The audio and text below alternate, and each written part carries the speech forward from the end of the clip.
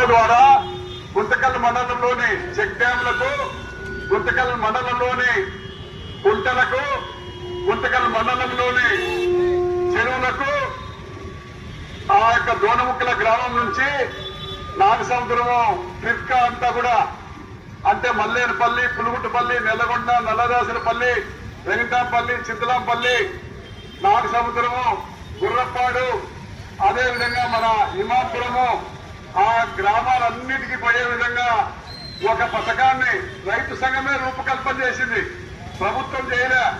ఇది మధుసూదన్ ఎమ్మెల్యేగా ఉన్నప్పుడు, మధుసూదన్ శాసనసభ్యుడిగా ఉన్నప్పుడు అప్పటి నుంచి కూడా రైతు సంఘం నాయకులు పోరాడుతూ ఉన్నారు. కమ్యూనిస్ట్ పార్టీ నాయకులు మేము పోరాడుతున్నాము. జితేంద్ర గౌడ్ వచ్చారు, వెంకటరామరెడ్డి గారు వచ్చారు, మళ్ళా ఇప్పుడు జయరాం గారు వచ్చారు.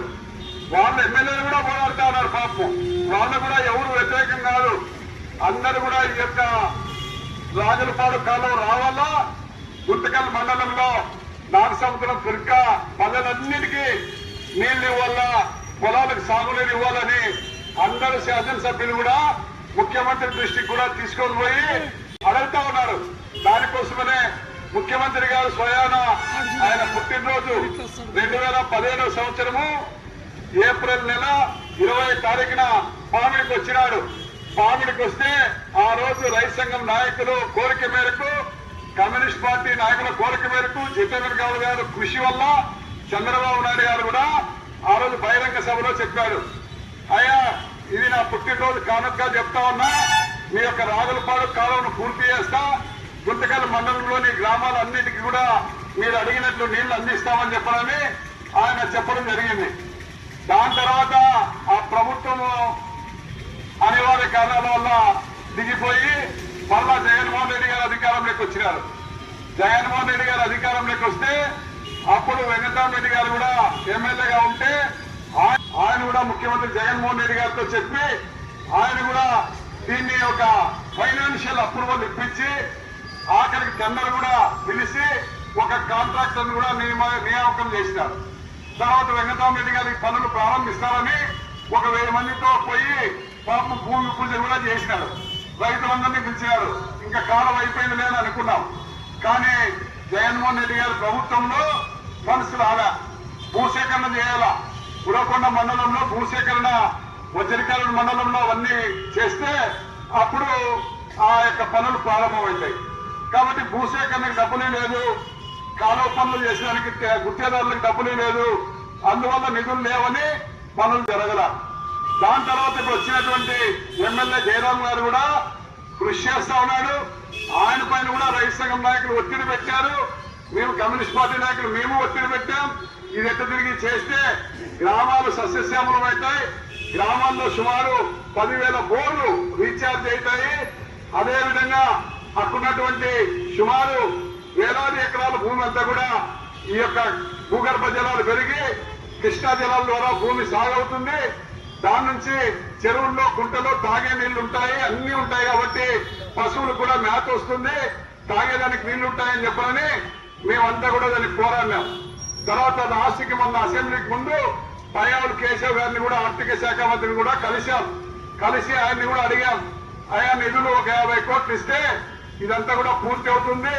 పక్కన ఉన్నటువంటి పత్తికొండలో సుమారు మీరు సాగు ఒక 40-50 వేల ఎకరాలకు ఇచ్చినారు.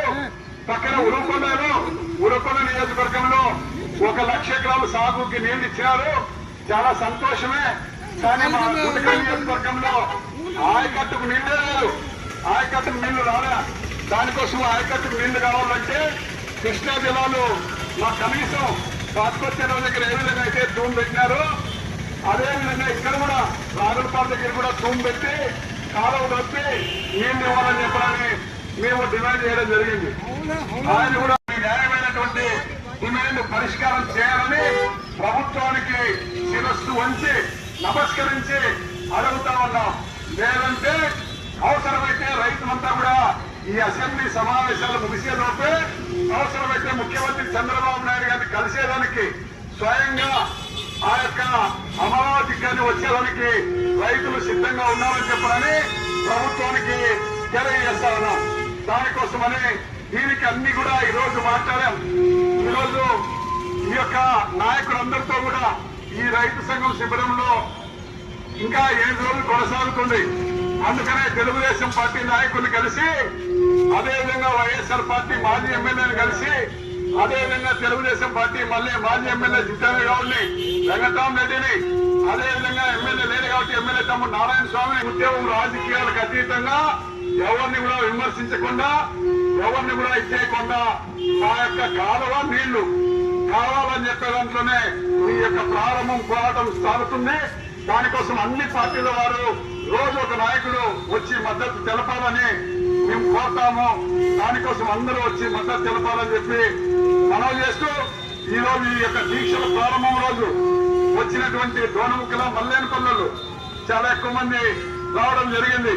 దానికోసమని వాళ్ళని మనస్ఫూర్తిగా పేరు పేరున దీక్షల్లో కూర్చున్న వాళ్ళని అభినందిస్తా ఉన్నాము. దానికోసమే ఈ యొక్క శిబిరంలో ఈ పార్టీ జెండాలు కాకుండా రైతు యొక్క చిహ్నమైనటువంటి ఈ యొక్క పచ్చదాన్ని కండవాన్ని మాత్రమే ధరించి పార్టీ జెండాలు లేకోకుండా ఈ దీక్షా శిబిరాన్ని నిర్వహిస్తా ఉన్నాము. దానికోసం అన్ని పార్టీల వారు, ప్రజా సంఘాలు, కుల సంఘాలు అందరూ కూడా వచ్చి మద్దతు తెలిపి మన గుంతకల్ అభివృద్ధికి మీరంతా సహకరించాలని కోరుతూ, ఈ దీక్షా శిబిరం ప్రారంభించిన రైతు సంఘం నాయకులకి, ముఖ్యంగా దీనికి ఆర్నిశలు కష్టపడుతున్నటువంటి నాయకులకి అందరికీ పేరు పేరున ధన్యవాదాలు తెలియజేస్తూ సెలవు తీసుకుంటా ఉన్నాం.